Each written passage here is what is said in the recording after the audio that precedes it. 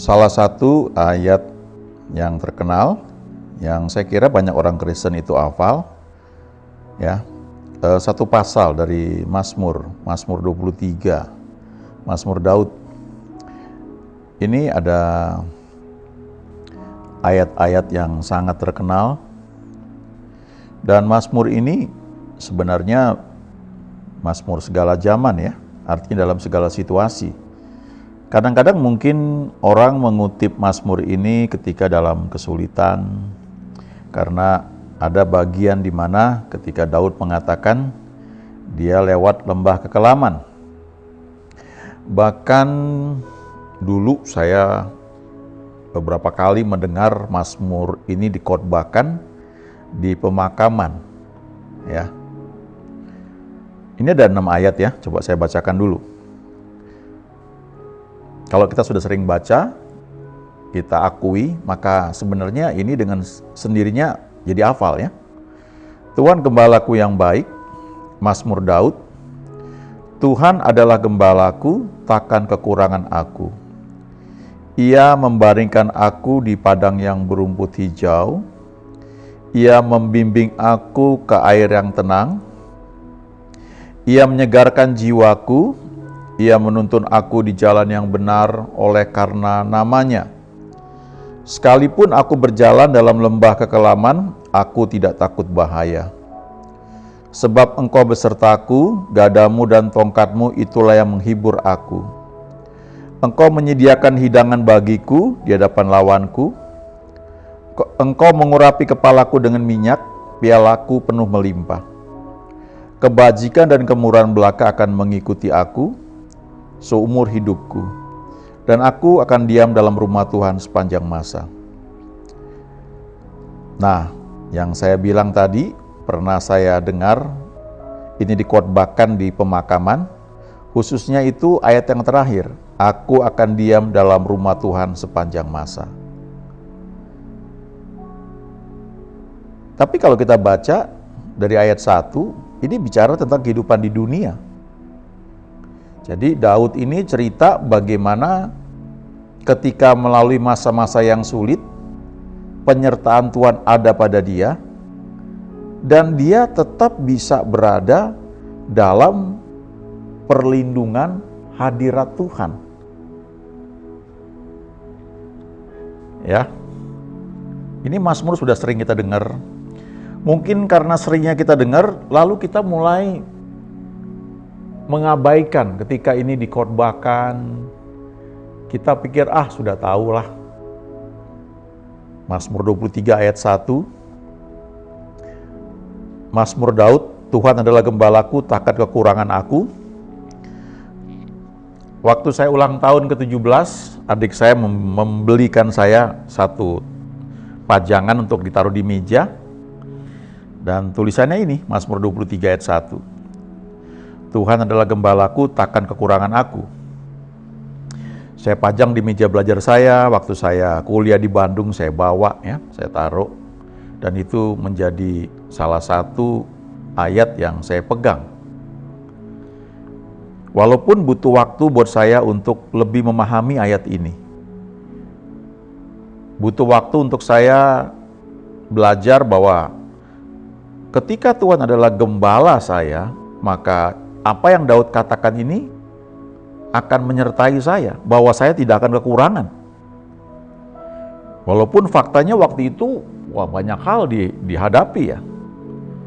Belakangan saya belajar ketika digunakan kata Tuhan, Tuhan, huruf besar semua di Perjanjian Lama, itu dalam bahasa aslinya adalah Jehovah. Jehovah. Dan kata Jehovah itu adalah kata Tuhan yang mulai digunakan khususnya di Kejadian pasal 2 ketika Tuhan mulai menciptakan manusia. Karena kalau kita baca, ya, dari Kejadian pasal 1, pada mulanya Allah menciptakan langit dan bumi. Bumi belum berbentuk dan kosong. Gelap gulita, menyelubungi seluruh bumi, dan kemudian roh Allah melayang-layang di atas permukaan air. Nah, kata Allah itu dalam bahasa aslinya adalah Elohim. Dan Elohim itu bentuk jamak dari Allah Tritunggal, Allah Bapa, Allah Anak, Allah Roh Kudus. Makanya di ayat 3 dari Kejadian pasal 1 dikatakan berfirman Allah, jadilah terang. Nah, beberapa hamba Tuhan mengambil ayat ini ya, ketika dikatakan firman di ayat 3, lalu dihubungkan dengan Yohanes 1 ayat 1. Pada mulanya adalah firman. Firman itu bersama-sama dengan Allah dan firman itu adalah Allah. Lalu firman itu telah menjelma menjadi manusia dan diam di antara kita. Nah, itu adalah Yesus ya, Allah Anak. Lalu dihubungkan juga dengan Kejadian 1 ayat 2 ketika dikatakan roh Allah melayang-layang di atas permukaan air. Roh Allah itu Roh Kudus. Nah, ketika Roh Kudus itu melayang-layang di atas permukaan air, gelap gulita menutupi samudera raya. Dalam bahasa aslinya itu terkandung arti mengerami, seperti induk ayam sedang mengerami telur. Dan pada titik tertentu ketika suhu dalam telur itu sudah mencapai pada saat tertentu, maka menetaslah telur itu menjadi seekor anak ayam. Lalu pelajaran tentang iman itu dimulai dan dipraktekkan oleh kita yang percaya kepada Dia. Waktu kita membaca, merenungkan firman Tuhan, kita mengerami janji Tuhan itu, firman itu kita izinkan untuk menguasai pemikiran kita, merubah cara berpikir kita. Lalu ketika kita sedang merenungkan seperti seekor induk ayam mengerami telur, maka pada titik tertentu Roh Kudus berbicara. Firman itu menjadi rema ya, istilah dalam perjanjian baru. Matius 4 ayat 4, manusia hidup bukan dari roti saja tapi dari setiap rema yang keluar dari mulut Allah. Waktu rema itu muncul, Roma 10 ayat 17 berkata, iman timbul karena rema. Ya. Karena rema firman Kristus. Kristus itu diurapi. Jadi artinya rema yang diurapi. Waktu dikhotbahkan ada pengurapan yang menyertai, dan ketika itu berbicara kepada kita, kita percaya itu jadi iman. Nah, iman itu bertumbuh. Nah, pada titik tertentu dia akan meraih apa yang Tuhan janjikan. Nah, di perjanjian lama ini, pasal 1 digunakan kata Allah, dan di ayat 26 dari Kejadian 1, berfirmanlah Allah, berfirmanlah Elohim, Allah Tritunggal itu. Baiklah kita ya, menjadikan manusia menurut gambar dan rupa kita. Ya, kenapa kita? Karena jamak. Ya. Elohim itu bentuk jamak dari Allah Tritunggal. Lalu di pasal 2-nya, ya, di ayat 4, itulah pertama kali digunakan kata Jehovah. Ketika disebutkan, demikianlah riwayat langit dan bumi pada waktu diciptakan. Ketika Tuhan Allah menjadikan bumi dan langitnya. Kata Tuhan Allah, Tuhan, T-U-H-A-N, huruf besar semua, itu Elohim. Itu Jehovah. Lalu kata Allahnya Elohim, ya. Jadi Jehovah Elohim. Lalu selanjutnya kalau kita baca ayat 5 kemudian ayat 6, tetapi ada kabut naik ke atas dari bumi dan membasahi seluruh permukaan bumi itu. Ketika itulah Jehovah Elohim membentuk manusia itu dari debu tanah dan menghembuskan nafas hidup ke dalam hidungnya. Demikianlah manusia itu menjadi a living soul, menjadi jiwa yang hidup. Makhluk yang hidup dalam bahasa Inggrisnya itu a living soul, jiwa yang hidup. Selanjutnya kalau kita baca, komunikasi Tuhan dengan manusia yang diciptakannya ini digunakan kata Tuhan Allah, Jehovah Elohim. Ketika dia memberi perintah kepada manusia di ayat 16 dari Kejadian pasal 2, lalu Jehovah Elohim memberi perintah ini kepada manusia. Dan kata Jehovah Elohim ini menunjukkan bahwa manusia itu sangat spesial. Kata Jehovah itu digunakan selanjutnya di Perjanjian Lama untuk menunjukkan bahwa Dia adalah Tuhan yang punya perjanjian dengan umat yang Dia ciptakan. Ada Jehovah Rafka, itu artinya Tuhan yang punya perjanjian dengan umatnya bahwa Ia adalah Tuhan yang menyembuhkan. Jehovah Jireh, itu muncul ketika Abraham mempersembahkan Ishak, kemudian Tuhan bilang, jangan kau bunuh anak itu. Kemudian Abraham menoleh, dia lihat ada seekor domba, ya. Dan itu dipakai untuk mempersembahkan korban pengganti Ishak yang tadinya Abraham bawa untuk dipersembahkan. Dan ketika itu sudah selesai, disitulah disebut nama Jehovah Jireh, Tuhan yang menyediakan. Jehovah Jireh, Tuhan yang punya perjanjian bahwa Dia adalah Tuhan yang menyediakan. Jehovah Shalom, Tuhan yang punya perjanjian, Dia adalah Tuhan yang memberikan damai sejahtera. Lalu di Mazmur 23, Mazmur yang sangat terkenal ketika Daud mengatakan, Tuhan adalah gembalaku, takkan kekurangan aku. Jehovah Roi.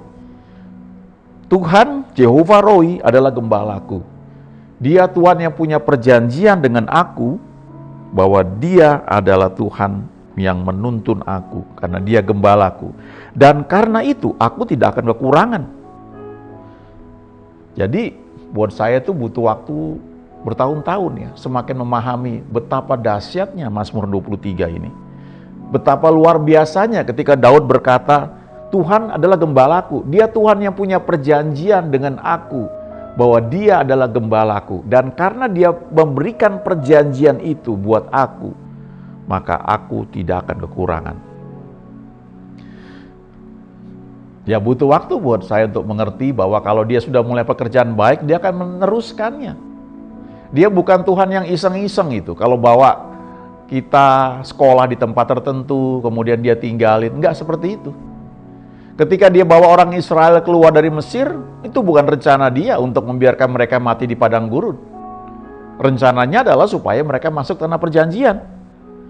Kalau sebagian besar, bahkan semuanya mati di padang gurun, kecuali Joshua dan Kaleb yang masuk tanah perjanjian, sama angkatan yang baru yang lahir di padang gurun masuk tanah perjanjian. Sebenarnya bukan itu rencana Dia. Dia mau semuanya masuk tanah perjanjian, tapi mereka memberontak terus berkali-kali, tidak percaya, ngedumel, ngomel, bersungut-sungut. Walaupun sudah berkali-kali lihat mujizat pertolongan Tuhan, tetap saja tidak berubah. Akhirnya mereka nggak bisa masuk tanah perjanjian, walaupun itu adalah janji Tuhan. Jadi kita perlu pegang baik-baik bahwa Tuhan kita itu adalah Tuhan yang baik, menuntun kita di jalan yang benar, karena Dia gembala kita. Ketika Dia urapi Daud menjadi raja pada umur belasan tahun, masih remaja, butuh waktu belasan tahun sampai dia menjadi raja pada usia 30 tahun. Dan selama itu Daud juga mengalami stres, tekanan, dia pernah ketakutan, dia pura-pura gila. Dia nggak sempurna. Tapi toh dia belajar untuk mengatakan Tuhan adalah gembalaku, takkan kekurangan aku. Dia belajar hal ini dari pengalaman juga ketika dia menggembalakan 2-3 ekor kambing domba. Bagaimana dia care, dia peduli, memperhatikan domba-dombanya yang cuma 2-3 ekor itu. Ini pelajaran buat kita yang melayani. Kalau Tuhan percayakan 2-3 orang untuk dilayani, be faithful, stay faithful. Setialah.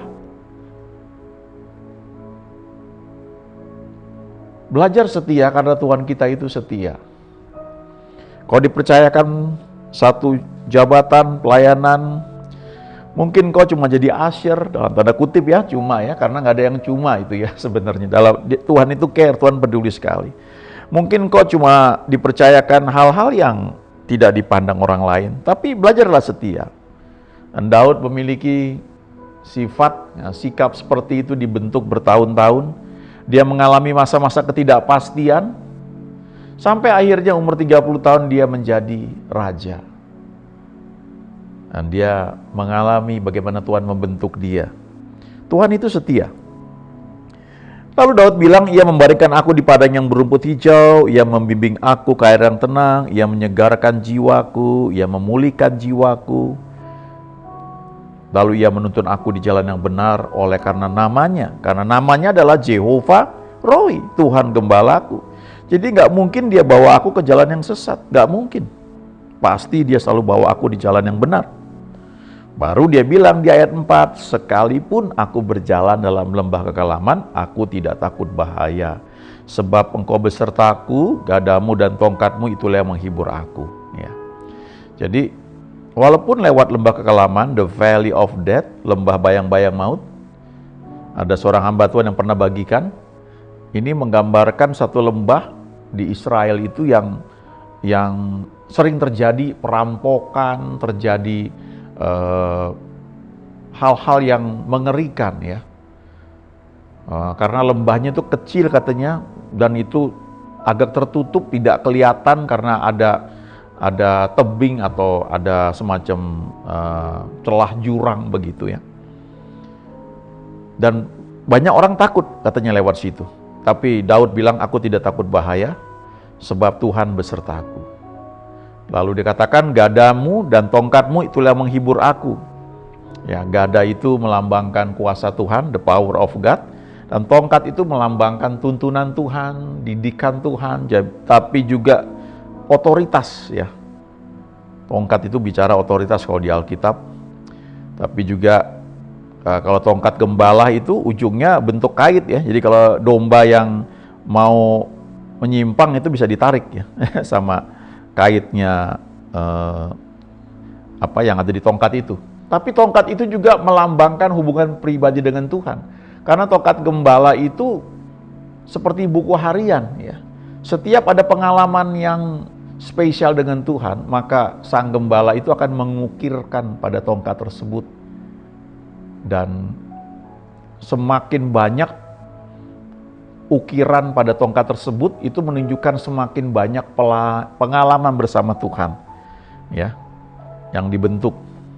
Jadi ketika masa-masa sulit, tongkat itu seperti mengingatkan masa-masa ketika kita berjumpa dengan Tuhan. Ya, saya punya catatan renungan harian. Kalau dulu sangat rajin saya tulis itu ketika kuliah di Bandung. Jadi saya catat dapat ayat apa, Tuhan bicara apa. Dan ketika mengalami kesulitan, saya suka baca lagi, renungkan ayat yang saya dapat itu apa. Ya, kalau sekarang saya sering mendengar, kalau saya pelayanan khotbah di mana saya rekam, kadang-kadang saya dengar lagi, kadang-kadang khotbah bertahun-tahun yang lalu. Waktu saya dengar saya kaget, oh kok begitu ya?